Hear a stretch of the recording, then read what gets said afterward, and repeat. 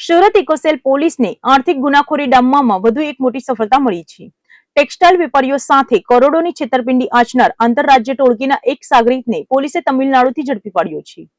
આરોપીઓએ બોગસ પેઢી ઉભું કરીને 10.43 કરોડ રૂપિયાનો ચૂનો લગાવ્યો હોવાનું સામે આવ્યું છે। સુરતના ટેક્સટાઇલ ઉદ્યોગની નિશાન બનાવીને કરોડોની ઠગાઈ આચરતી ટોળકીના મુખ્ય સાગરીત ગણેશન મુરલી ઉર્ફ થંગાવેલની ઇકોસેલ દ્વારા ધરપકડ કરવામાં આવી છે। આ સમગ્ર કૌભાંડની વિગત એવી છે કે ગત 9 માર્ચના રોજ સચિન પોલીસ મથકે છેતરપિંડીનો ગુનો નોંધાયો હતો, જેની તપાસ બાદમાં ઇકોસેલને સોંપવામાં આવી હતી। આરોપીઓએ અત્યંત સાતી રીતે છેતરપિંડીનું આયોજન કર્યું હતું। ગણેશન અને તેના સાથીદારોએ આધાર કાર્ડમાં ચેડા કરી ખોટા એડ્રેસ બનાવી શિવમ ટ્રેડ્સ નામે એક બનાવટી પેઢી ઊભી કરી હતી। આ બોગસ પેઢીના નામે આરોપીઓએ જીએસટી નંબર પણ મેળવી લીધો હતો, જેથી કોઈને શંકા ન જાય। વેપારીઓનો વિશ્વાસ જીતવા માટે આરોપીઓએ પહેલા 2 કરોડ રૂપિયા જેટલું એડવાન્સ પેમેન્ટ કર્યું હતું। વિશ્વાસ સંપાદન કર્યા બાદ તેમને સુરતના ટેક્સટાઇલ વેપારીઓ પાસેથી 2.43 કરોડની જેકાર્ડ સાડીનો માલ મંગાવ્યો હતો। આટલું જ નહીં, કર્ણાટકના મેસૂર ખાતે પણ આ જ રીતે કરોડોનો માલ મંગાવી કુલ 10.43 કરોડની છેતરપિંડી આચરી હાથ અદ્ધર કરી દીધા હતા। આ મસમોટા કૌભાંડમાં કુલ 6 થી વધુ આરોપીઓ સામેલ છે। પકડાયેલ આરોપી ગણેશન મુરલી અગાઉ બેંગલુરુ પોલીસ સ્ટેશનમાં નોંધાયેલા ગુનામાં પણ ફરાર હોવાનું બહાર આવ્યું છે। સુરત ઇકોસેલે આરોપીને કોર્ટમાં રજૂ કરી 6 દિવસના રિમાન્ડ મેળવ્યા છે, જેથી આ ટોળકીના અન્ય સભ્યો અને ઠગાઈના નાણાં ક્યાં રોકવામાં આવ્યા છે તેની વિગતો મેળવી શકાય। સુરત પોલીસના જણાવ્યા મુજબ અન્ય ફરાર આરોપીઓને પકડવા માટે પણ ચક્કો ગતિમાન કરવામાં આવ્યા છે। વેપારીઓને પણ અજાણી પેઢીઓ સામે મોટા સોદા કરતા પહેલા સાવચેતી રાખવી અનિવાર્ય બની છે। ઇકોસેલની આ કાર્યવાહીથી ટેક્સટાઇલ બજારમાં ઠગાઈ આચરતા તત્વોમાં ફફડાટ વ્યાપી ગયો છે।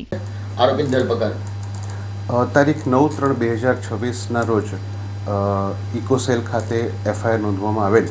આ એફઆઈઆરની વિગત એવી છે કે ફરિયાદીશ્રીને તમિલનાડુના વ્યાપારીએ પોતે સોશિયલ મીડિયાથી કોન્ટેક્ટ કરી અને તમિલનાડુમાં પોતાનો બહુ જ મોટો વ્યાપાર છે એ રીતનો વિશ્વાસ આપી અને ફરિયાદી સાથે વાતચીત કરી અને ત્યાંથી કુલ 10 કરોડનો માલ પોતે આરોપીઓએ મંગાવી લીધેલો।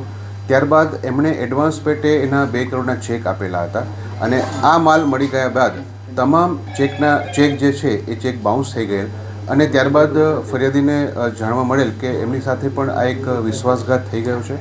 જે અનુસંધાને આપણે ફરિયાદીની ફરિયાદ લઈ અને તાત્કાલિક ટીમ તમિલનાડુ રાજ્યમાં રવાના કરી જે તે સમયે 3 આરોપીની ધરપકડ કરવામાં આવેલ હતી અને ત્યારબાદ આ જ ગુનામાં સંડોવાયેલા અન્ય આરોપી ગણેશન ઉર્ફે મુરલીની પણ ધરપકડ કરવામાં આવેલ છે।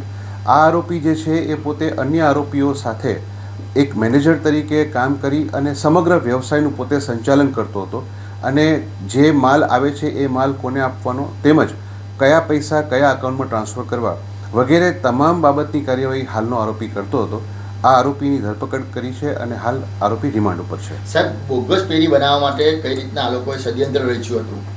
આ પેઢી બનાવવા માટે ગણેશ જે મુરલી જે છે એણે રમેશ સાંગાદેવન કરીને એની સાથે જે કામ કરતો હતો એ વ્યક્તિને ગણેશ મુરલીએ પોતાના વતનમાં લઈ જઈ ત્યાંનો એક ભાડા કરાર બનાવડાવ્યો।